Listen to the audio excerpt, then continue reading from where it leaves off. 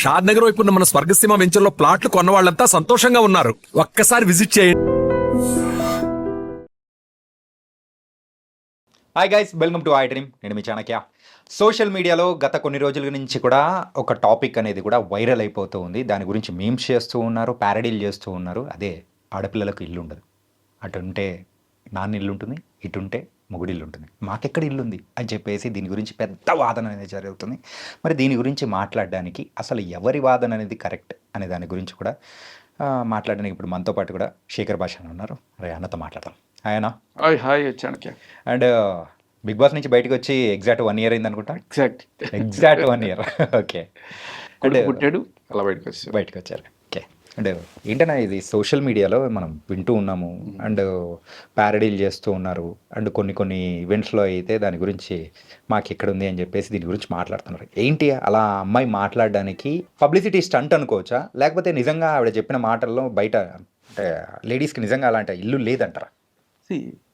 ఇప్పుడు గవర్నమెంట్ ఏదైనా చట్టం చేసిందా, ఆడవాళ్ళు ఇల్లు కొనుక్కోకూడదు, ఆడవాళ్ళు డబ్బులు సంపాదించుకోకూడదు, ఒకవేళ మీరు సంపాదించుకున్న ఈ డబ్బులన్నీ కూడా మీ నాన్నకో మీ మొగుడికో ఇచ్చేయాలి, లేకపోతే నీ కొడుకో ఇచ్చేయాలి తప్ప మీరు డబ్బులు పెట్టుకోకూడదు, ఇలాంటిది ఏమన్నా చట్టం చేసిందా? నువ్వు డబ్బులు సంపాదించుకుంటే ఆ డబ్బులు నీ ఇష్టం వచ్చినట్టు ఖర్చు పెట్టుకోకుండా ఆపేది ఇవ్వడం. చాణక్య, నువ్వు సంపాదించుకుంటే నువ్వు ఖర్చు పెట్టుకుంటావు, మీ చెల్లెలో అక్కో లేకపోతే మీ భార్య ఎవరు సంపాదించుకున్నా వాడి ఇష్టం వచ్చినట్టు ఖర్చు పెట్టుకునే హక్కు వాళ్ళకు ఉంటుంది.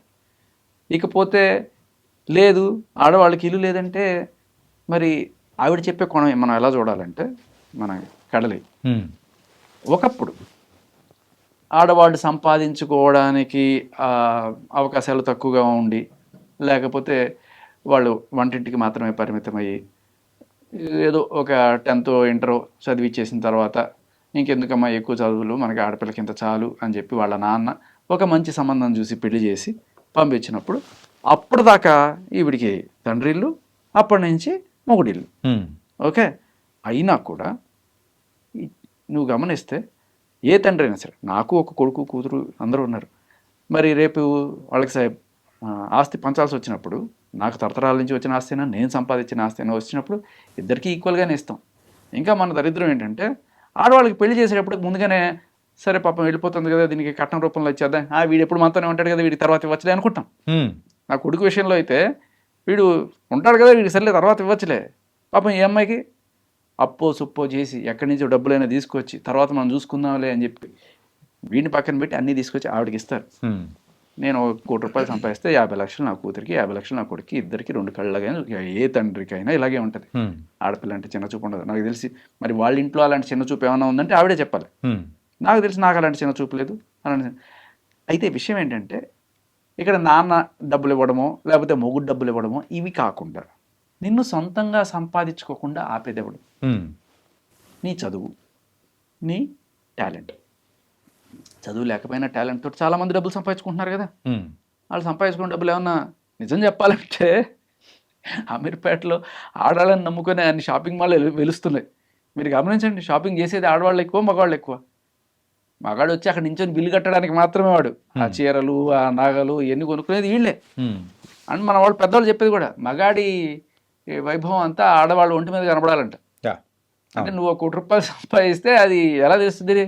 మహా అయితే నువ్వు ఓ షర్టు ప్యాంట్ వేసుకుని బూట్ వేసుకొని పోతావు తప్ప పట్టు చీరలు కానీ లేకపోతే నాగలు కానీ వీళ్ళకి కొని పెడితేనే నువ్వు మగాడు అనే రకంగా మన మీద రుద్దారు. సో ఇక్కడ అది ఏదో బాగుంది కదా అని చెప్పి ఆవిడ ఒక ఫ్రేజ్ వాడేసి ఆ ఫ్రేజ్ని జడ్జి చేసుకోవడం కోసం అవును కదా కరెక్టే కదా అనుకునే పరిస్థితి ఉంది. ఇది ఎప్పటిది? మేబీ ఒక 30 ఏళ్ల క్రితం సంగతి. ఇప్పుడు అన్ని రంగాల్లోనూ ఆడవాళ్ళు మగవాళ్ళతో పోటీ పడుతున్నారు. ఇంకా చెప్పాలంటే ఆవిడ ఇంకో మాట కూడా ఉంది, ఆపర్చునిటీస్. ఈక్వాలిటీ అంటే ఏంటి? ఆపర్చునిటీస్ ఈక్వల్గా ఉండాలి. కరెక్టే, ఆపర్చునిటీస్ ఈక్వల్గా ఉండాలి. మరి ఆవిడ అందులో మాటల్లో తీస్తూ కూలి వాళ్ళకి, ఆఖరికి కూలి వాళ్ళకి కూడా ఆడవాళ్ళకి తక్కువ వేతనం, మగవాళ్ళకి ఎక్కువ వేతనం, ఎందుకండి ఈ వివక్ష అన్నట్టుగా మాట్లాడింది. ఇక్కడ ఆడవాళ్ళకి తక్కువ మగవాళ్ళకి ఎక్కువ అనే కోణంలో అసలు ఆడ మగ అనే వ్యత్యాసం వాళ్ళకు ఉండదు. వాడికి కావాల్సింది పని. నువ్వు ఎంత పని చేస్తావు అంటే ఆవిడ మళ్ళీ వర్కింగ్ అవర్స్ ఇద్దరికీ సేమే, కానీ మగవాళ్ళకి జీతం ఎక్కువ ఎందుకండి అంటుంది. ఎందుకంటే అదే గంటలో వీడు 100 ఇటుకలు మోస్తాడు, ఈవిడ 50 ఇటుకలు మోస్తుంది. ఓకే. సో ఇది గవర్నమెంట్ పెట్టిన రూల్ కాదు. ఆ కాంట్రాక్టర్ లేకపోతే ఎవడు పని చేయించుకుంటున్నాడు వాడికి కావాల్సింది ఏమిటయ్యా, నేను బిల్డింగ్ కట్టాలి, కావాలి మనుషులు కావాలి. ఆ మనుషులు వచ్చినప్పుడు కొంతమంది ఆడవాళ్ళు వచ్చినప్పుడు వాళ్ళకి ఎంత ఇవ్వాలి, వాళ్ళు చేసే పనిని బట్టి వాళ్ళు ఇస్తాం అంటారు. దీనికి కూడా గవర్నమెంట్ రూల్స్ కొన్ని పట్టుకొచ్చారు. వాళ్ళకి అన్యాయం జరిగిపోతుంది, వాళ్ళకి తక్కువ వేతనాలు ఇస్తాను, వాళ్ళకి కొంత పెంచి ఇవ్వండి అని చెప్పి. అంటే వాళ్ళు చేసే పని తక్కువైనా కూడా వాళ్ళకి ఇంకా కాస్త వేతనం పెంచి ఇవ్వాలి, దానికి మినిమం వేజెస్ ప్రకారం ఏదో పట్టుకొచ్చారు చట్టాలు. బట్ ఇది జరగడానికి కారణం ఏంటంటే ఆడవాళ్ళు అనే అలుసు కాదు, పని. నాకు కళ్ళకి నా పనే డబ్బులు, చేసే పనే నాకు వచ్చే డబ్బులు. నాకు వచ్చే డబ్బులు వీడి వల్ల ఎక్కువ వస్తున్నాయంటే వీడికి ఎక్కువ ఇస్తా, వీడి వల్ల తక్కువ వస్తున్నాయంటే వీడి తక్కువ ఇస్తా.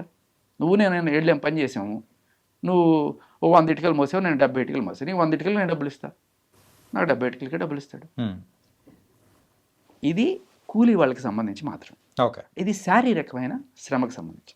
బట్ ఇవాళ రేపట్లో అదొకటేనా ఉద్యోగం? చదువుకుని నీతో నాతో పోటీపడి ఆఫీసులో ఉద్యోగాలు చేసి మహిళలకి ఈక్వల్ శాలరీస్ లేవా? ఉన్నాయి. ఇంకా చెప్పాలంటే ఇంకా ఎక్కువే ఉన్నాయి ఇక్కడ. ఇంకా ఎక్కువ కాదు. గవర్నమెంట్ తరపు నుంచి వాళ్ళకి వచ్చే ట్యాక్స్ బెనిఫిట్స్. ఇప్పుడు నీకు నాకు ఒకటే జీతం వస్తుంది, ఐ మీన్ అమ్మాయి అనుకో, ఇద్దరికి ఒకటే జీతం వచ్చినా కూడా అమ్మాయిలకి కొన్ని ట్యాక్స్ బెనిఫిట్స్ వల్ల, అండ్ అలాగే అబ్బాయిలకి చాలా చోట్ల కన్వీన్స్ కూడా ప్రొవైడ్ చేయరు, అమ్మాయిలకి కంప్లీట్ కన్వీన్స్ ప్రొవైడ్ చేస్తారు. ఇంకా రకరకాల ఫెసిలిటీస్ వాళ్ళకి ఎక్కువ ఉన్నాయి. ఎక్కడ మళ్ళీ ఆడవాళ్ళనే సాఫ్ట్ కార్నర్లో వాళ్ళకి. అంతెందుకయ్యా, నువ్వు నేను మీడియాలో ఉన్నాం, నువ్వు చేసే పని అదే ఒక అమ్మాయి వచ్చి చేస్తే నీకు ఎక్కువ ఇస్తారా, అమ్మాయికి ఎక్కువ ఇస్తారా? అమ్మాయికి ఎక్కువ ఇస్తారు. ఇమేజ్ పక్కన పెట్టు, సేమ్ ఎక్స్పీరియన్స్ సేమ్ కేటగిరీలో ఉన్న ఒకే ఇంకో అమ్మాయి వస్తే, ఎందుకంటే ఆ అమ్మాయికి మేకప్ ఖర్చు అంటారు, ఆ అమ్మాయికి రానుపోని ఛార్జీలు అంటారు, ఇవన్నీ కూడా వాళ్ళు కలెక్ట్ చేసుకొని పోతారు. సో ఇక్కడ మగాడికి నిజం చెప్పాలంటే మగాడికి నోరు లేదు, వాడికి ఆమ్గా వచ్చి చేసుకొని పోతాడు, ఏదో నాకు రావడమే గొప్ప విషయం, అంతే కదా. నువ్వు నేను యాంకర్గా జాయిన్ అయినప్పుడు మనకి షోల విషయంలో కూడా ఎట్ట జరిగేది అంతే.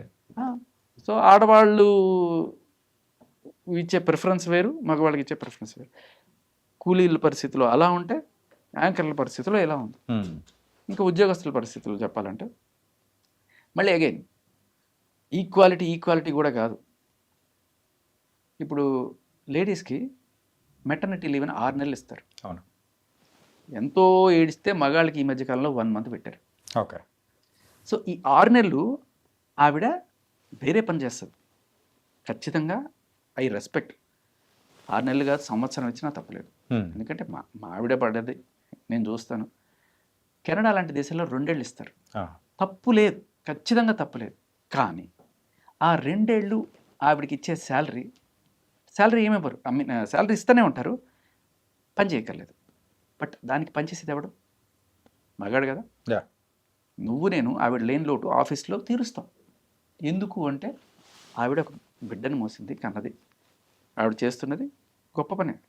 మన ఇద్దరం ఆఫీస్ కోసం చేస్తాం, ఏకంగా ఆవిడ సృష్టి కోసం చేస్తాం, తప్పే లేదు. కానీ ఇక్కడ మగాళ్ళు ఏదో అన్యాయం చేసేస్తాను లేదు, మగాళ్ళు న్యాయం చేస్తున్నారు నిజానికి ఆడవాళ్ళకి.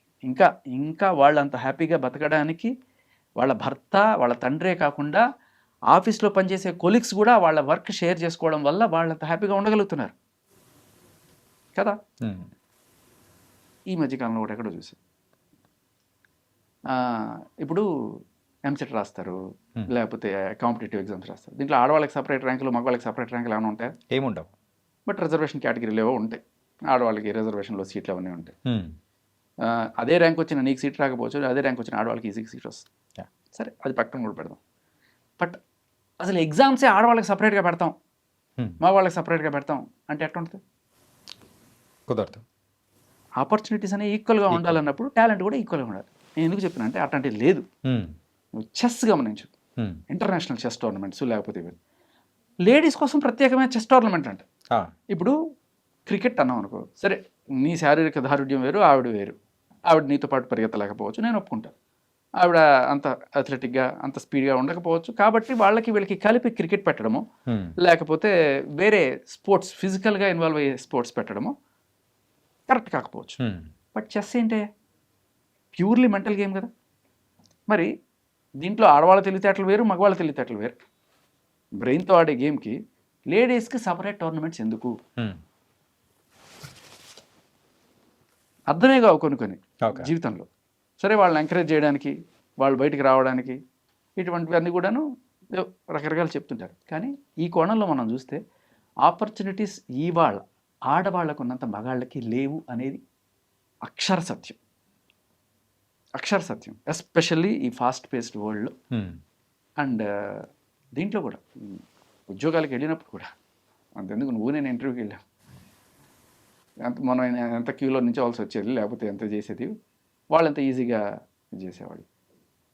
సో అది వేరు. ఆఖరికి ఏ ఆడవాళ్ళు రాకపోతే లాస్ట్ లాట్ ఏదైనా మిగిలితే అలా వచ్చిన మగవాళ్ళు కూడా చాలామంది ఉన్నారు యాంకరింగ్ ఫీల్డ్లో. యా. అంటే అమ్మాయి చేసిన వ్యాఖ్యలు అనేది కూడా ఒకసారి చూసుకుంటుంటే ఇదొక ఇంటర్వ్యూ అనే కాదు, ప్రీవియస్గా జరిగిన గోల్డెన్ ఇంటర్వ్యూస్ అనేది కూడా ఒకసారి చూసుకుంటే ఎందుకు మగవాడు అనేటప్పటికీ అంత చిన్న చూపు అనేది చూపించడం అనేది కూడా చూస్తున్నాము. ఆడవాళ్ళు అంటే మగవాళ్ళ మీద కూడా మగవాళ్ళ మీద చిన్న చూపు చిన్న చూపు చూపించడం అంటే అన్యాయం జరుగుతూ ఉంది, అది కరెక్టే. ఏంటి కరెక్ట్? ఖచ్చితంగా కాదు. అన్యాయం జరుగుతుంది మగాడికి, మగాడికి ఖచ్చితంగా అన్యాయం అంటే జరుగుతుంది. ఆడవాళ్ళకి జరగట్లేదంటారా? ఆడవాళ్ళకి అన్యాయం జరిగితే అంటే ఏ రకంగా జరుగుతుంది? ఇప్పుడు రెండు రకాలుగానే జరగచ్చు. కానీ ఈ ఉన్న సిచ్యువేషన్లో చట్టపరంగా, ఈ హక్కుల పరంగా, ఆపర్చునిటీస్ పరంగా ఇవాళ మగవాడికి అన్యాయం జరుగుతుంది. ఒకవేళ ఆడవాళ్ళకి అన్యాయం జరుగుతుంది అనుకుంటే మేబీ ఆవిడ భర్త వల్ల పర్సనల్ లెవెల్లో అన్యాయం జరుగుతుండొచ్చు. ఓకే, అంతే తప్ప చట్టపరంగా ఇవాళ మహిళలకే ఫేవర్గా ఉన్నాయి చట్టాలు. ఆపర్చునిటీస్ పరంగా మహిళలకే ఫేవర్గా ఉన్నాయి. ఎడ్యుకేషన్ పరంగా కూడా మహిళలకే ఫేవర్గా ఉన్నాయి. రాజ్యాంగము, చట్టాలు, సొసైటీ, ఆపర్చునిటీస్ అన్నీ వాళ్ళకి ఫేవర్గా ఉన్నప్పుడు అన్యాయం ఎవరికి జరుగుతుందా? ఆడవాళ్ళకి అన్యాయం జరుగుతుందంటే మొగుడు కొట్టాడనో, లేకపోతే వాళ్ళు తిట్టారనో, వెళ్ళం కొట్టే మొగుళ్ళు కూడా చాలామంది ఉన్నారు. ఇది పర్సనల్ లెవెల్లో జరిగాయి. ఇది మన హక్కు. ప్రతి ఒక్క పుట్టిన ప్రతి వ్యక్తికి, మగాడికి ఆడవాళ్ళలాగే హక్కులు ఉండాలి కదా. కాకపోతే అక్కడైతే రెండు మిక్స్ చేసి మాట్లాడుతున్నారు కదా. అదే అంటున్నా, అన్యాయం జరిగినప్పుడేమో ఆ ఇంట్లో ఆయన కొట్టాడు, వాళ్ళ నాన్న కొట్టాడు. న్యాయం జరిగినప్పుడేమో ఇక్కడ గవర్నమెంట్ వాళ్ళు న్యాయం చేశారు. గవర్నమెంట్ వాళ్ళు ఏం న్యాయం చేశారంటే ఆపర్చునిటీస్ అన్నిట్లోనూ వాళ్ళకి రిజర్వేషన్లు, లేకపోతే ప్రత్యేకమైన చట్టాలు, సాక్ష్యాలు లేకుండా కూడా కేసులు పెట్టేవి, ఇవన్నీ కూడా భరణాలు. అన్నిటికంటే దారుణమైన విషయం అలుమని అంటారు కదా, అంటే మొగుడు పెళ్ళాం విడిపోయినప్పుడు భరణం మొగుడు ఎంతో కొంత ఇవ్వాలి, నెల నెల ఆవిడ పోషిస్తూ ఉండాలన్నమాట. అండ్ రీసెంట్గా చూశారు అంటే వన్ టైం సెటిల్మెంట్, ఓ 50 లక్షలు 30 లక్షలు మొగుడు ఇచ్చేస్తాడు. ఈ 30 లక్షలు తీసుకుని ఆవిడ ఇంకొని పెళ్లి చేసుకుంటుంది. ఓకే, వాళ్ళు ఏమనుకుంటారు, అరే నేను సంపాదించిన డబ్బులతో ఇంకోటి పెళ్లి చేసుకుని సుఖంగా ఉంటే నాకు ఎంత కాలిపోద్ది. అదే కదా. ఇది ఏ రకమైన న్యాయం? చైనాలో నిజం చెప్పాలంటే ఈక్వాలిటీ గురించి మాట్లాడుకుంటే చైనా ఆడ మగ మనలాగా రిజర్వేషన్లు ఏ తేడాలు చూపించదు. అటువంటి దేశంలో ఒకప్పుడు ఉండే ఈ భరణాలు ఇటువంటివన్నీ. మొన్న రీసెంట్గా నాకు తెలిసి 1 year or 2 years బ్యాక్ మొత్తం తీసి వదలబడేశారు. పెద్ద పెంట అయిపోయింది, ఇది చిరాకు అయిపోయింది. కష్టపడి సంపాదించుకోవడం నేర్చుకోవాలి తప్ప ఇలా ఆడిని అడుక్కొని, లేకపోతే చట్టాలు ఉన్నాయి అని చెప్పి కేసులు వేసి లాక్కోవడం అనేది కరెక్ట్. సుప్రీంకోర్టు లేటెస్ట్గా ఒక జడ్జిమెంట్లో ఇచ్చింది. ఓకే, ఒక ఆవిడ ఏదో మొగుడు పెళ్ళం విడిపోతున్నాము, నాకు ఎంతో కొంత ఇప్పించండి అని చెప్పి చేస్తే, నువ్వు ఏం చదువుకున్నావు? ఎంబీఏనో ఇంజనీరింగో ఏదో చేసింది, ఉద్యోగం చేసుకుంటుంది, అన్నీ ఉన్నాయి, ఇన్కమ్ ట్యాక్స్ రిటర్న్ సబ్మిట్ చేస్తుంది. ఇంత ఉండి నువ్వు ఎందుకు మా హుందాగా డబ్బులు సంపాదించుకొని బతుకోలేవు? ఎందుకు మొగుడిని దేహి అని చెప్పి అడుక్కొని బతుకుతున్నావు? మీరు హుందాగా బతకడం నేర్చుకోండి అని సుప్రీంకోర్టు వ్యాఖ్యానించింది. సో ఆపర్చునిటీస్ అనేవి ఈక్వల్గా ఉన్నప్పుడు నీకెందుకు ఇవ్వాలి భరణం? అండ్ ఇదే భరణం మగాడికి ఎందుకు ఇవ్వరు? ఈక్వాలిటీ కదా. మొగుడు పెళ్ళం విడిపోయారు, నువ్వు భరణం మొగుడికి.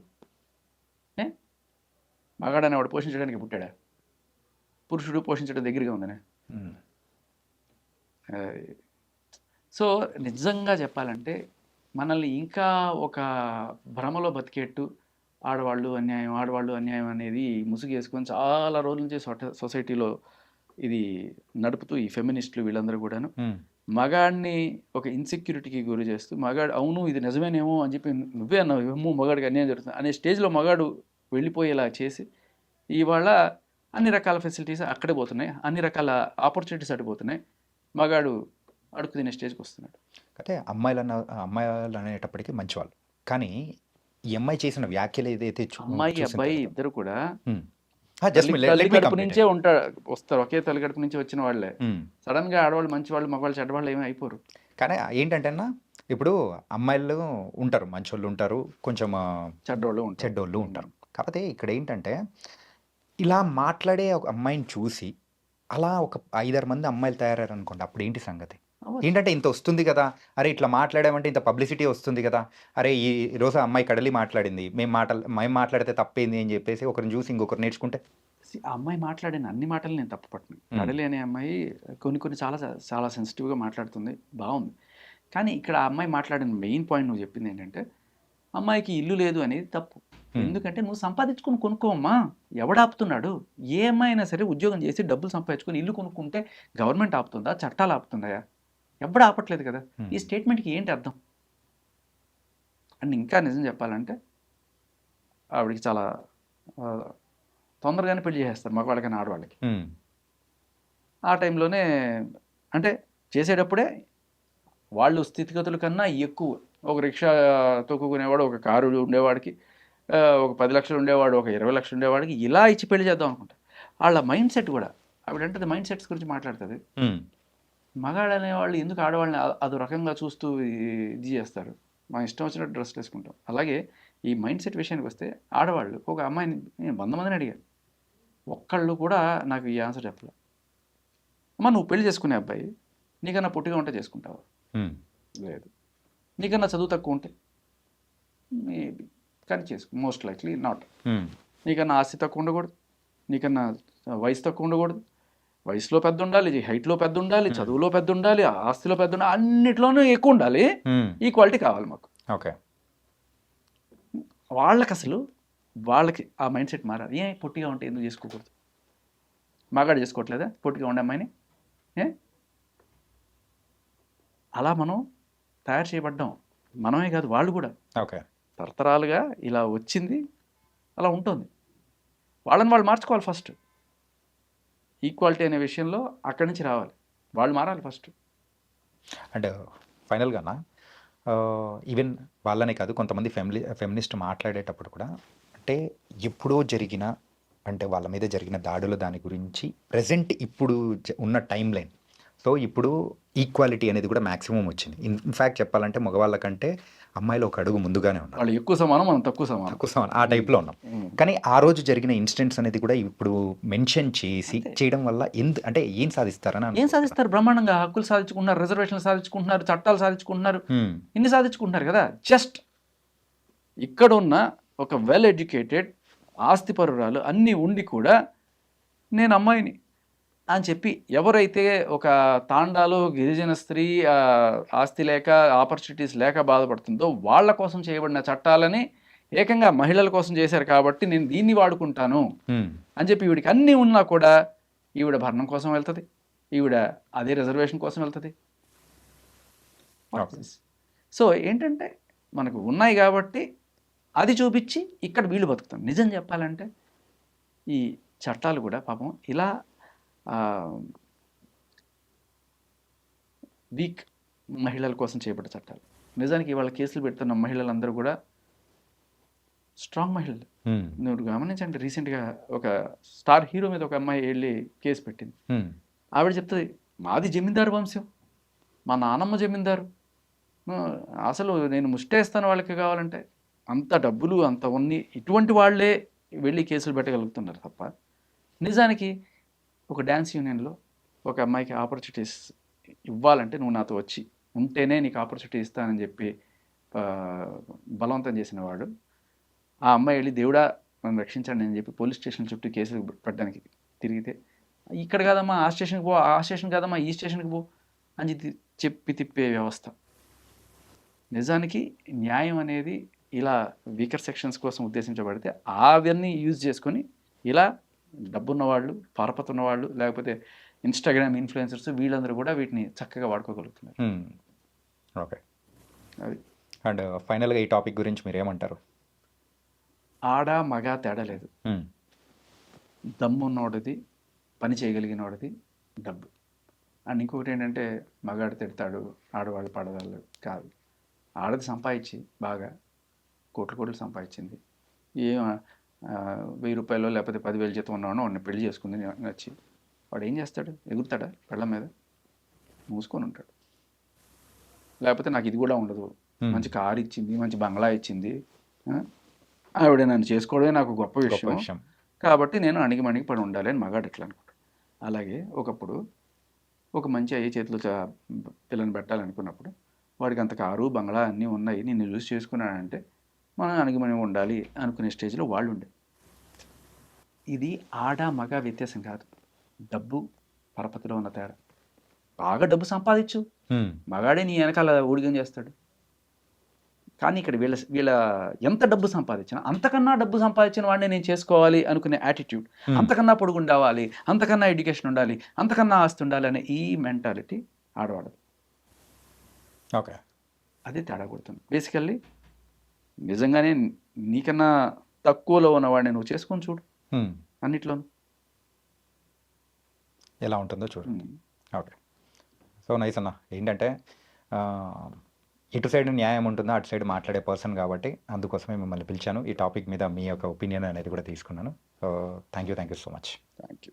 And don't forget to subscribe to iDream. And for more videos, Please subscribe to iDream. Please subscribe to iDream. Please subscribe iDream. And please subscribe to iDream.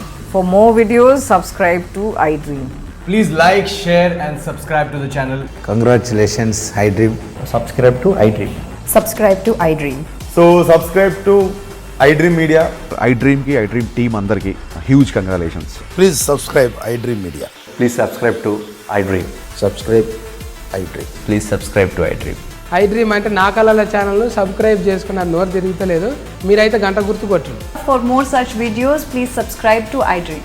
Subscribe to iDream. Please subscribe to iDream. Please subscribe iDream Media. Please do subscribe to iDream. Please subscribe to iDream Media. For best entertainment and information, please subscribe iDream.